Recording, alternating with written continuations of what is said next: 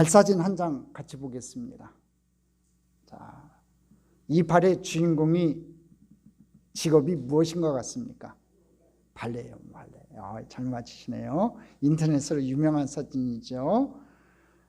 저는 제일 처음에 이 발 사진 봤을 때 탈북하신 분 사진인 줄 알았어요. 근데 세계적인 발레리나 강수진 씨 발이었습니다. 이분이 발레를 30년이 넘게 했는데 그 옹이처럼 튀어나온 뼈와 뭉개진 발톱과 굳은 살과 상처들은 거의 30년 발레 연습에서 빚어진 것이었습니다. 초창기 시절에 매일 하루 15시간을 연습했다고 합니다. 남들이 연습하는 분량의 두세 배를 해서 보통 이 발레리나들이 한 2, 3주에 쓰는 분량의 토슈즈 4컬레를 강수지 씨는 매일매일 다 써버렸다고 합니다. 하루도 안 아프고 허리나 몸의 통증을 느끼지 않고 잠자리에서 일어난 본 적이 없다고 합니다. 오히려 안 아픈 날은 내가 왜 안 아픈가? 내가 연습을 덜 했나를 생각하면서 일어났다고 합니다. 자, 발사진 한 개를 더 보겠습니다. 이건 누구 발인 것 같습니까? 이제 못 맞히시네, 이거는. 이것은 피겨스케이팅 챔피언 김연아 선수의 발입니다. 김연아 선수의 발이에요. 자, 또 하나 보겠습니다. 사진. 누구의 발인 것 같습니까? 축구 선수 박지성 씨의 발입니다. 이 발들이 이분들이 겉으로 드러난 모습과 굉장히 다릅니다. 박지성 씨, 강수진, 또 김연아 선수의 이 발들이요, 전혀 안 맞습니다. 이 외모하고는 전혀 다른 거지요. 발이 이 정도 되려면 매일매일 8시간 이상의 뼈와 근육이 부서지고 흔들리는 훈련을 했기 때문에 이렇게 되는 겁니다. 우리는 세계적인 발레리나 강수진을, 올림픽 금메달리스트 김연아를, 코리안의 위상을 널리 알린 박지성을 자랑스러워합니다. 그러나 그들의 발에 담긴 수많은 시간의 피와 땀의 고통을 잘 보지 못합니다. 수많은 시간들을 남들이 보이지 않게 신실하게 또 강인하게 자신을 닦아내려온 흔적이 그들의 발에 담겨 있다는 거지요. 성경은 하나님의 일꾼들에게 바로 이런 오랜 세월의 신실함과 강인함을 요구하고 있습니다. 오늘 저와 여러분이 하나님 앞에서 신실하게 강인하게 매일같이 한결같이 하나님 앞에 헌신하는 주님의 귀한 일꾼들 됐으면 좋겠습니다. 자, 첫 번째, 신실함과 강인함을 실현을 통해 단련시키시는 하나님을 보게 됩니다. 우리의 믿음은 실현을 통해서만 단련이 됩니다. 그냥 믿음이 그냥 자라는 게 아니에요. 이 실현과 환난을 통해서만 단련이 되고 성장한다는 거지요. 창세기 12장에 가보면요, 이 약속의 땅에 도착한 아브라함에게 기근이 몰아닥칩니다. 이해할 수가 없습니다. 순종하고 왔는데, 음성 듣고 왔는데, 본토 친척 아비집을 떠나라, 내가 지시하는 땅으로 가라 해서 왔는데, 또 많은 걸 희생하고 왔는데 기다린 것이 축복이 아니라 기근이었습니다. 그것은 하나님의 뜻이었습니다. 단련되지 않은 믿음은 강해지지 않기 때문에 그렇습니다. 조금만 바람이 몰아치면 무너져 버린다는 거지요. 믿음의 조상 아브라함이 나약한 믿음을 가지고 하나님은 새 역사를 만들 수가 없었어요. 그래서 아브라함에게 훈련을 시킵니다. 그래서 믿음의 실현이 왔다는 거지요. 믿음의 실현은 하나님의 말씀을 순종하는 데도 오는 실현입니다. 내가 하나님 말씀 잘 지키는데도 이 미련의 실현, 미련의 환난은 다가온다는 거지요. 이때 우리는 보통 이 상황을 빨리 어떻게 벗어날 수 있을까를 생각하는데, 그보다는 하나님께서 이 상황을 통해서 내게 가르쳐주고자 하는 영적인 레슨이 무엇인가를 물어야 합니다. 하나님, 왜 나에게 이런 고통을 주셨습니까? 하나님, 왜 나에게 이런 아픔을 주셨습니까? 내가 원하는 것은 다른 것인데 왜 이렇게 아픔과 고통이 다가옵니까? 하고 하나님 앞에 물어봐야 된다는 거지요. 그것을 배우고 나오기 전에는 그 시련을 빨리 벗어나면 안 되는 겁니다, 여러분. 우리가 하나님 뜻 안에 있으면서 시련의 바람을 당했다면 힘들어도 그 자리에서 인내하며 버텨내야 한다는 거예요. 그런데 안타깝게도 아브라함이 그렇게 하지 못했습니다. 기대해보지 않고 허겁지겁 편한 영리한 차선책을 선택해요. 애굽으로 도망을 가버렸어요. 그렇기 때문에 그는 거기서 뜻하지 않은 새로운 복병들을 더 만나게 됐다는 겁니다. 우리는 시련 앞에서 새로운 쉬운 길로 도망가지 말아야 한다는 거예요. 여러분 앞에 어떤 환난과 시련이 앞에 놓여 있는지 모르겠지만 쉬운 길로 도망가지 말아야 된다는 거지요. 그러면 상황이 더 악화되는 겁니다. 더 나빠지는 거예요. 자꾸 도망가는 버릇이 있으면 안 됩니다. 시련 앞에서 도망가지 않고 하나님을 붙잡고 승부욕기를 하면서 조금 더 버텨내는 습관을 좀 들여야 한다는 거지요. 쉽게 포기하지 말라는 거예요, 여러분. 도망가지 말라는 겁니다. 여러분, 성경이 강조하는 이 리더십의 자질은요, 굳게 서서 버티는 겁니다. 바울이나 베드로, 요한 같은 영적 지도자들이 초대교회에 보내는 모든 목회 서신에서 수도 없이 반복되는 말이 있습니다. 굳게 서서 버텨라, 강건해라. 이 교훈을 늘 강조했어요. 그 당시 고린도 교회, 로마 교회, 에베소 교회는 대도시에 위치한 엘리트들이 많은, 재주 많은 사람들이 많은 교회였습니다. 그런데 그런 교회들에게 이 사도들이 리더십 훈련을 시키면서 하는 말은 딱 하나, 굳게 서서 버티라는 거였습니다. 서로 사랑하라와 굳게 서서 버티라는 말이 가장 많이 나옵니다. 하나님의 일을 한다는 것은 한 번에 화끈한 싸움을 버티는 영적인 능력이 아니라는 거지요. 계속되는 힘든 지리한 하루하루의 싸움에서 도망가지 않고 버텨내는 신실함과 강인함을 요구한다는 겁니다. 그래서 신약 성경에서 영적으로 성숙한 사람들을 이야기할 때는요, 강한 사람을 얘기합니다. 성숙하지 못한 사람은요, 강인하지 못합니다. 상처를 잘 받고 기복이 심하고 조금 하다가 어려워지면 도망가 버립니다. 그래서 로마교회, 에베소 교회는 이런 데는 재주 있는 사람들은 많았지만 여러분 버텨내는 강인한 사람이 적었다는 거예요. 조금만 힘들면 싸우고 도망가 버렸습니다. 그러나 하나님은 쉽게 포기하는 사람들을 절대 들어쓰지 않으세요. 여러분, 하나님께서는요, 참고 인내하고 견뎌내는 사람을 들어쓰신다는 거예요. 오늘 저와 여러분이 하나님 앞에 참고 인내해서, 어떤 환난 가운데서도 참고 인내해서 하나님 앞에 쓰임받는 귀한 일꾼들 됐으면 좋겠습니다. 한 사람을 알려면요, 1년 갖고 모르는 것 같아요. 2년 갖고도 모르는 것 같고요, 한 4, 5년 갖고도 잘 모르는 것 같아요. 저와 여러분이 만난 지 이제 5년 차 돼갑니다. 근데도 아는 것 같아도 잘 모르겠어요. 여러분도 저도 마찬가지. 여러분이 저를 볼 때도 그렇지 않아요? 저 최 목사 알 것 같은데도 모를 것 같아요. 잘 모르는 것 같아요. 그렇죠? 서로 간에 그래요. 한 5년은 좀 짧은 것 같아요. 한 10년은 두고 봐야 돼요. 10년쯤 봐야지 저 사람이 어떤 사람이구나 하고 알게 돼요. 우리 참 좋은 교회가 진짜 강인하고 신실한 교회라는 건요, 10년, 20년 두고 봐야 아는 겁니다. 사랑하는 성도 여러분, 여러분이 한계점을 찍는 그 순간부터 하나님께서 시작하시는 시점이 된다는 것을 꼭 명심하십시오. 한계점이 있어요. 그 한계점을 견디지 못하고 포기해버리면 그 사람 하나님 못 쓰는 거예요. 그 한계점까지 잘 견뎌야 된다는 거지요.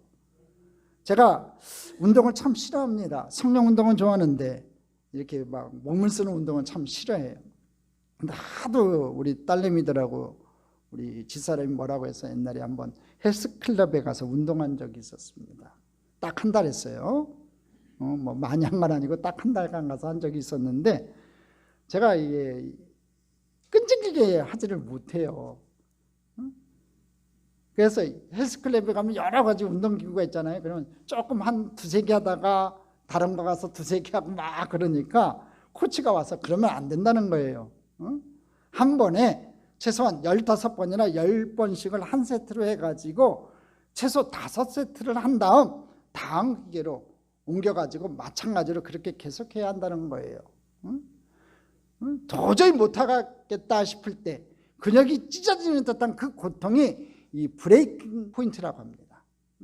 그 한계점을 돌파하면 그때부터 사람에게 근육이 생긴다는 거예요. 그때부터 운동이 된다는 거지요. 코치가 말하기를, 그런데 선생님은 운동이 될 만하면 물러서 버리고 근육이 생길 만하면 물러서 버리니까 안 된다는 거예요. 그래가지고 그날 코치 따라 하다가 그날 죽을 뻔했어요. 그날 깨달았죠. 아, 나는 이런 육체적인 운동보다는 성령 운동이 내 체질이 맞구나. 응? 그래서 저한테 무슨 운동하냐 한번 물어보면은 저는 성령 운동한다고 합니다. 재미가 없어요. 그 헬스클럽에 가서 하는 그것도 재미를 느껴야 되는데 저는 재미를 못 느끼겠어요. 근데 우리 후배 목사 중에 하나가 이제 여의도에 있을 때 같이 사우나를 간 적이 있어요. 사우나 들어가려면 탕에 들어가는 옷을 다 벗잖아요. 근데요, 아니 넥타이 매고 이렇게 얼굴 양복 입고 있을 때는 몰랐는데 홀라당 벗고 보니까 와, 헬스 선수예요. 온몸이 근육질이에요. 얼굴은 그렇게 안 생겼는데 그래서 깜짝 놀랐고 너 헬스 하냐 그랬더니 한대요. 그러니까 자기는 너무나 좋다는 거예요. 헬스할 때가 막 이 헬스에 중독이 생겨갖고 너무 중독증이 생길 정도로 막 열심히 한다는 거예요. 그래갖고 와, 뭐 그냥 남자가 봐도 우글우글 해갖고 부럽더라고. 응? 그래서 자기가 요새 목회 때문에 자주 못 하는데 자기는 한 번 가면은요 아주 그냥 땀이 나는 정도가 아니라 찌릿찌릿할 정도로 뭐 그게 생길 정도로 한대요. 그래요. 이게 뭔가 이게 한계점까지 돌파를 해야 되는데 자기가 좋아하는 거는 그렇게 할 수가 있어요. 근데 저는 이제 운동을 별로 안 좋아해서 돌파하기 좀 쉽지 않아요. 근데 저는 이 신앙생활에는 이 브레이킹 포인트는 잘 넘기는 것 같아요. 한계점이라는 것, 특히 이 믿음의 한계점에 이르는 그 시점에서 우리가 하나님의 힘으로 견뎌내면요 영적인 근육이 생기는 거예요. 할렐루야. 저는요 홀라당 벗으면 근육은 하나도 없어요. 그렇지만 저는요 영적인 근육은 많아요. 그때부터 하나님이 일하시기 시작하는 시점이 된다는 거예요. 저와 여러분들 영적인 근육을 좀 길렀으면 좋겠습니다. 좀 참고 인내해야 돼요. 신앙생활 할 땐 참고 인내해야지 쉽게 포기해버리고 쉽게 담념해버리면은 그 브레이킹 포인트를 넘지 못하니까 한계점을 돌파하지 못하니까 영적인 근육이 안 생기는 거예요. 그러다 보니까 하나님께서 일하시지 않는다는 거지요. 그렇게 신실하게 강인하게 사는 인생, 믿음으로 이렇게 신실하게 강인하게 사는 인생이 승리하는 인생을 사는 핵심 포인트가 된다는 거예요. 오늘 저와 여러분이 하나님 앞에서 신실하고 강인하게 사는 인생 되기를 주님의 이름으로 축복합니다. 어떤 환난이 닥치고 어떤 고난이 닥쳐도 믿음으로 이겨나가는 영적인 근육이 많이 생기는 저와 여러분 되기를 주님의 이름으로 축복합니다.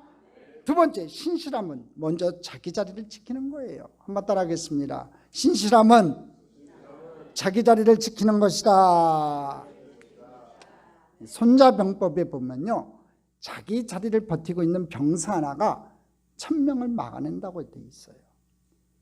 포지셔닝이 굉장히 중요하다는 겁니다. 운동에서도 좋은 팀들은 자기 위치를 잘 지키기 때문에 애지간한 팀이 그 수비를 뚫기가 힘들듯이 하나님 나라에서는요 하나님이 정해준 자기 자리를 신실하게 지키는 사람이 중요하다는 거예요. 요즘에는 너무 순발력과 민첩함만 강조되기 때문에 신실하게 자기 자리를 지키는 이 우직함은 조금 따분한 것으로 취급받는 경향이 있는데 그렇지 않다는 거예요. 성경은 하나님의 일꾼들에게 바로 이 신실함을 요구한다는 겁니다. 고린도전서 4장 2절을 한번 볼까요? 같이 읽겠습니다. 그리고 맡은 자들에게 구할 것은 충성이니라. 맡은 자들에게 구할 것은 충성이니라. 여기서 충성을 영어로 페이스펄이라고 해요. 신실함이라고 번역합니다. 그 당시 헬라사에서 보통 지도자들에게 요구되었던 리더십 자질은 유창한 언변이나 세상적인 민첩한 판단력, 지혜를 요구했었어요. 특별히 이 헬라사에서는 지혜를 굉장히 강조했었거든요. 그런데 하나님은 하나님의 종들에게 뭘 요구하냐면요 신실함을 요구해요.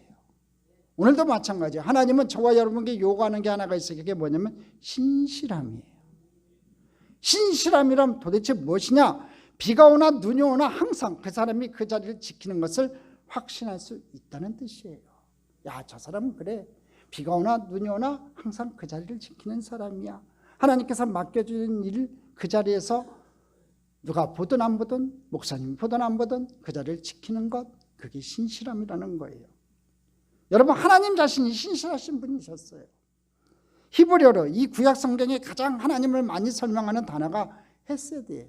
성품을 얘기할 때 헤세드예요. 헤세드가 신실하다는 뜻이에요. 하나님은 매일매일 신실하셨어요. 하나님은 우리처럼 막 삐져가지고 안 나오고 그런 거 없으셨어요. 인간이 아무리 반역해도 하나님은 그 다음날 해를 또 뜨게 하셨어요. 하나님이 인간들이 좀 대든다고 상처받으시고 그 다음날 파업하신다? 하나님이 못 나오셨다? 실증 나가지고 짜증 나가지고 못 나오셨다? 그랬으면 우리 다 죽는 거예요, 여러분. 하나님은 변함없이 신실하신 분이시고 그 신실함을 우리 하나님 자녀들에게도 요구하신다는 거예요. 우리 하나님 여러분에게 요구하는 게 신실함이에요. 신앙생활에서 꼭 잊지 마세요. 하나님 우리에게 요구하는 게 신실함이에요. 미국에 굉장히 존경받는 설교자의 목회자로 인퇴하신 척 스윈들 목사님은요, 후배들에게 딱 이 한마디 했어요. 목회를 잘하려면 신실해라. 어떤 일이 있어도 목양의 자리를 지키라고 얘기합니다. 목사는 힘들고 어려운 일이 있어도 병이 들고 아프고 짜증이 나고 힘들게 하는 교인이 있고 어떤 어려움이 있어도 가난하고 억울하고 이런 일이 있어도 꼭 설교 강단에 서서 설교하고 내려와야 한다고 얘기합니다. 기도의 자리를 지켜야 한다고 얘기했습니다. 회의를 주재하고 성도를 신방하는 일을 결코 멈춰서는 안 된다고 얘기했어요. 신실함이 최고라고 얘기했습니다. 어디 목사뿐이겠습니까? 성도들도 마찬가지인 거예요. 여러분 신앙생활할 때 여러분 자리에서 여러분 그 자리를 지키는, 신앙생활을 지키는, 맡겨진 일을 최선을 다하는 그 신실함이 여러분에게 있기를 주님의 이름으로 축복합니다.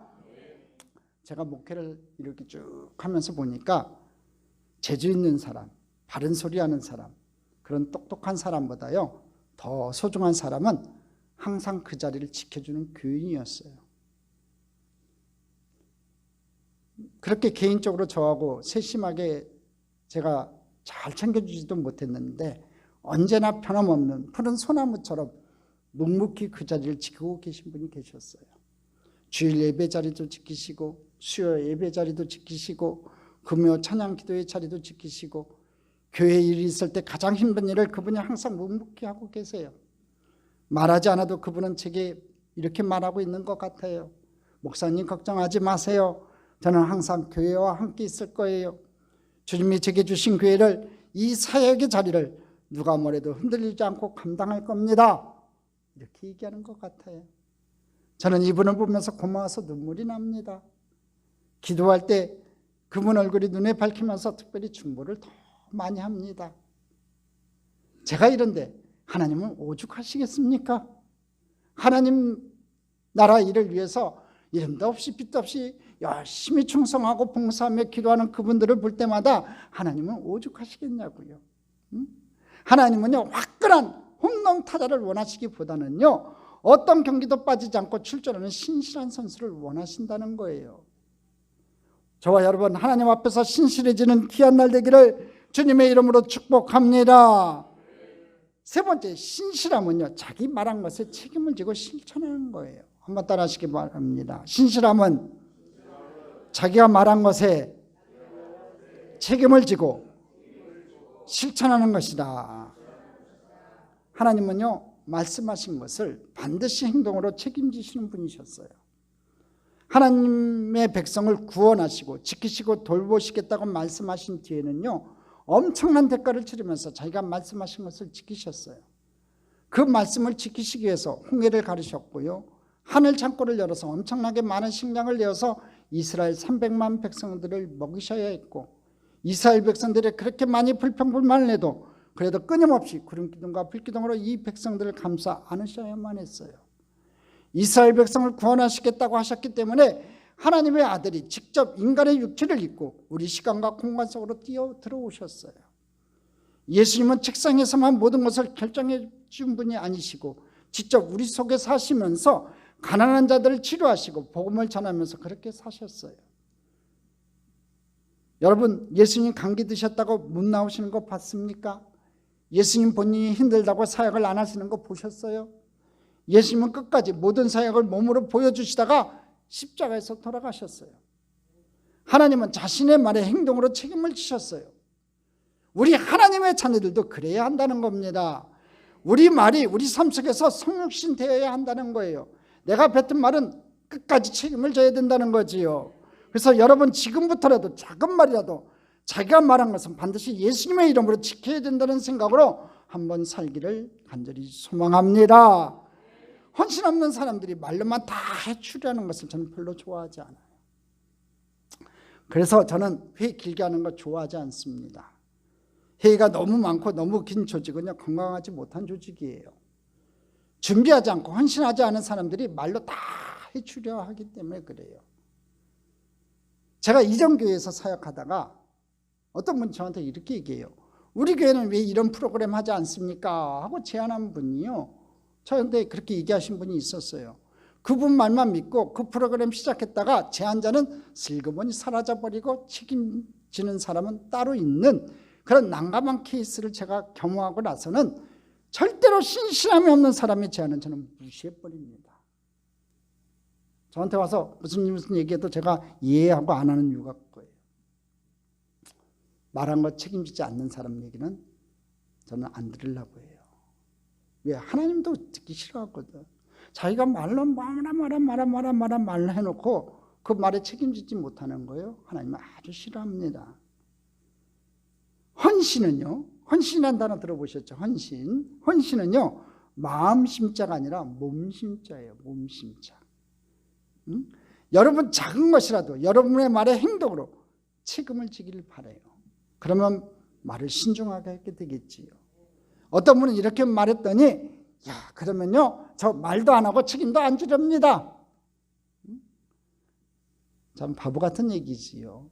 여러분이 몸을 움직여서 행동하면요, 하나님이 기쁨을 주셔요. 누가 보면 10장에 보니까 예수님의 명령을 받고 각지로 파송되었던 70인의 제자들의 모습이 나옵니다. 갈 때는 굉장히 두렵고 떨리는 마음으로 긴장해서 갔는데 사역을 하고 돌아올 때는 펄펄 달면서 돌아왔어요. 기쁨에 가득 차서 돌아왔어요. 이것은 몸으로 하나님의 말씀을 실천해 본 사람만이 느낄 수 있는 기쁨과 감동이에요. 전도를 해보니까, 여러분 전도를 해보면 우리가 이제 봄이 되면, 이제 따뜻한 봄이 되면 한 달에 한 번 내지 두 번은 이제 예배 끝나고 우리가 전도를 하려고 그래요, 같이. 자, 근데 이거는 전도를 해본 사람만이 알아요. 말씀을 전해본 사람만이 알아요. 맨 처음에 두렵고 떨리죠. 모르는 사람한테 예수님을 전한다는 게 쉽지가 않아요. 근데 입을 한번 열어서 예수님을 증거하기 시작하고 혹시라도 받아들이는 사람이 마음문이 열려갖고 예수를 영접하게 되면요, 여러분 영접 안 해도 돼요. 일단 입을 열어서 예수를 증거하는 그 체험이 생기기 시작하면요, 그건 얼마나 기쁜지 몰라요. 해봐야 알아요. 교회는 이런 사람들이 가득해야 된다는 거지요. 행동하기 전에는요, 그 기쁨을 느낄 수가 없는 거예요. 여러분도 마찬가지예요. 봉사도 제대로 안 하고 투덜투덜하는 분들이 계세요. 헌신도 제대로 안 하면서 투덜투덜하는 분들이 계세요. 왜? 보는 건 다 볼 수 있기 때문에 그래요. 여러분, 우리 교회 부족하죠. 인원도 부족해요. 일꾼도 부족해요. 여러분도 보시다시피 지금 50명이 넘습니까? 예배 드리는 사람이요 40명 넘게 참 쉽지가 않아요. 이런 상황에서 부족한 게 많지요. 부족한 거 눈에 보이면요, 자기가 몸으로 움직이면 되는 거예요. 내가 열심히 하면 되는 거예요. 내가 2인분을 하면 되는 거예요. 말로 뱉기 전에 불평불만하지 마시고 직접 몸으로 움직이면 되는 거예요.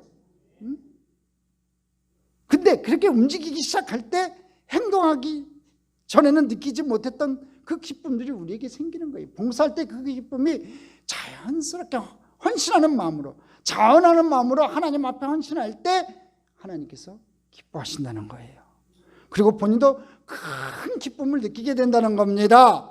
그 기쁨이 우리 성도들에게 넘쳐나기를 간절히 소망합니다. 모든 비판을 자기의 헌신으로 바꿔서 한번 해봐야 되는 거예요.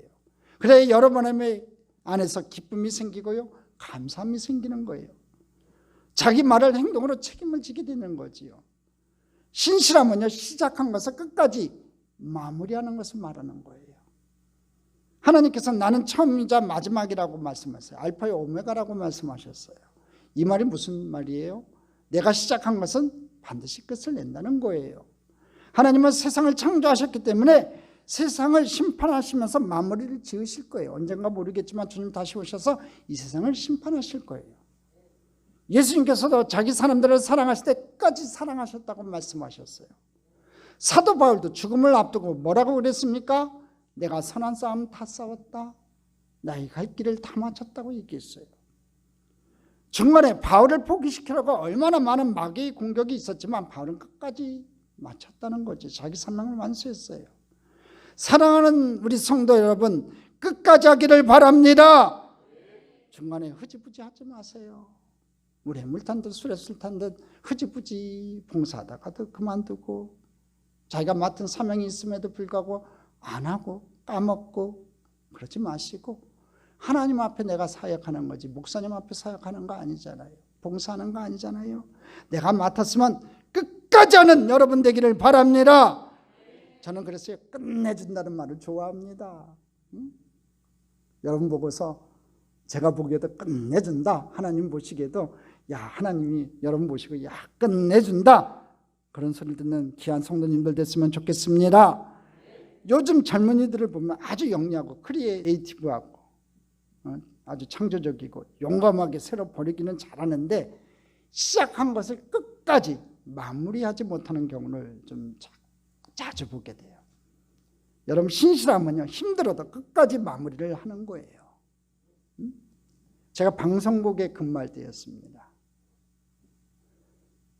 제가 방송국에 한 3년 동안 근무한 적이 있었는데 CCM 찬양사역자 한 분이 이 방송 녹화하러 왔다가 저하고 이제 얘기를 한 적이 있었어요. 근데 이분이 찬양사역 이제 은퇴해야겠다는 겁니다. 30대 후반에서 40대로 가면서 이 젊은 사역들이 너무 많이 나와서 은퇴해야겠다는 거예요. 제가 안타까워서 권면을 했어요. 형제님, 빌리 그레이엄 목사님의 찬양사역자 조주시아 씨는 수십 년 동안 70이 훨씬 넘으셔도 평생 똑같은 자리에서 빌리 그레이엄 목사님 집회 앞부분에서 찬양 인도를 했습니다.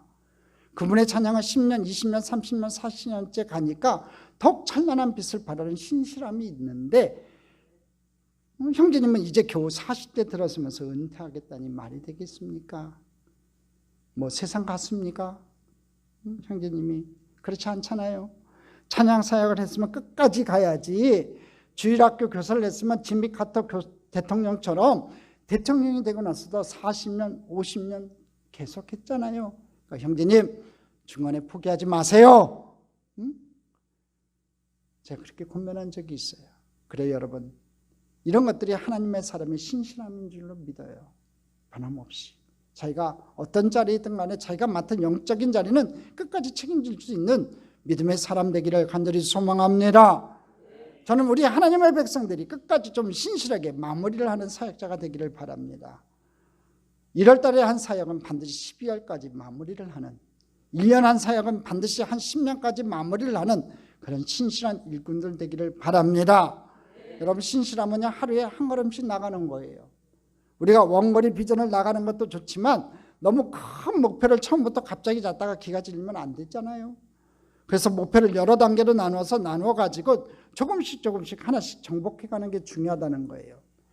여러분이 평생 기도의 사람이 되는 것도 여러분 어려울지 몰라요. 내가 평생 기도의 사람이 되겠다, 이거 지키는 거 쉽지 않아요. 그러나 당장 성경 일독하는 것, 첫 주, 두 주, 한 달 하는 것은 시작할 수가 있잖아요. 지금 2월달 중간쯤 됐는데 성경 일독하다가 작심삼일 되신 분 계시면 다시 시작하세요. 얼마 안 돼요. 초반부잖아요. 다시 시작하면 돼요. 여러분 평생 남의 험담 안 하고 살겠다? 쉬운 것 같지만 이거 굉장히 어려워요.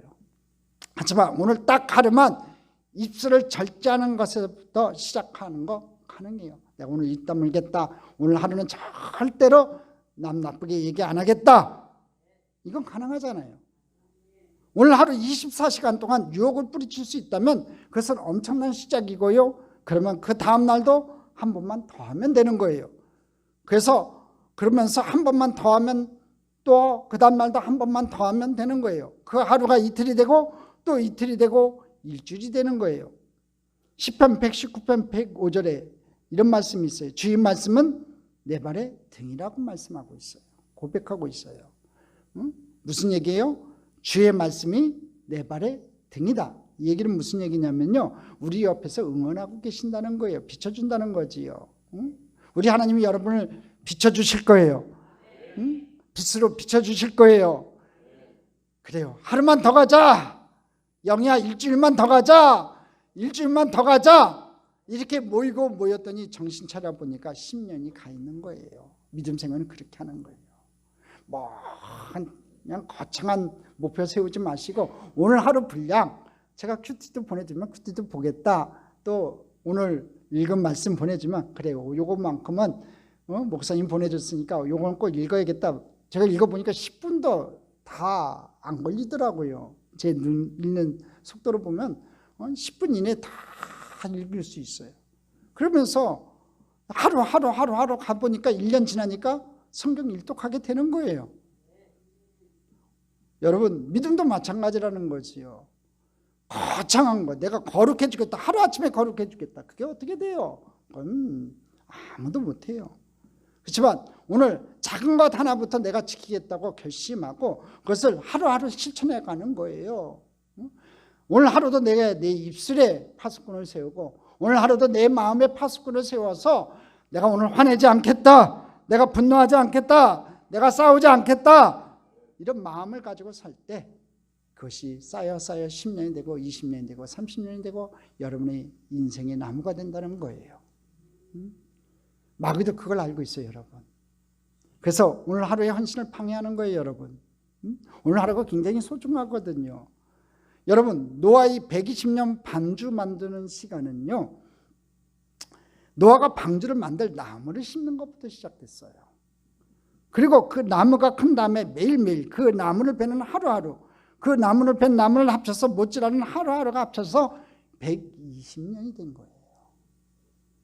하나님께서 처음부터 노아야 120년 공사 계획을 짜라 이러지 않으셨어요.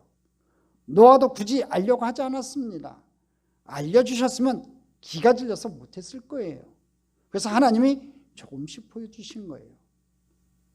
비전의 사람은요, 매일 하나님이 보여주신 이 순종의 한 걸음을 꾸준히 걷는 사람인 줄로 믿습니다.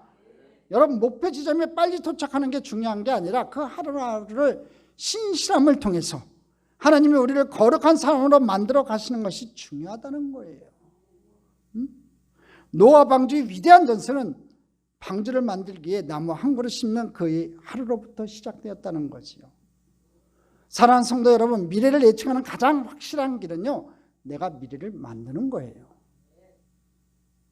그러기 위해서는 오늘 내가 서 있는 곳에서 순종의 첫걸음을 떼기 시작하는 게 중요하다는 겁니다. 그러면 그 하루하루를 모으셔서 하나님이 여러분의 축복의 역사를 만들어 주실 줄 믿습니다. 여러분의 역사를 바꿔줄 줄 믿습니다.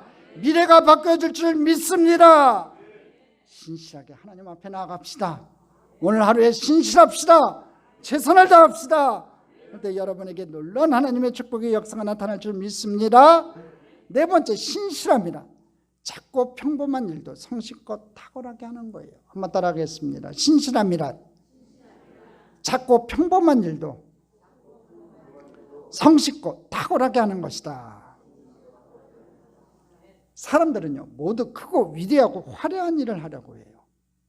예수 믿고 하나님 일도 그렇게 하려고 합니다.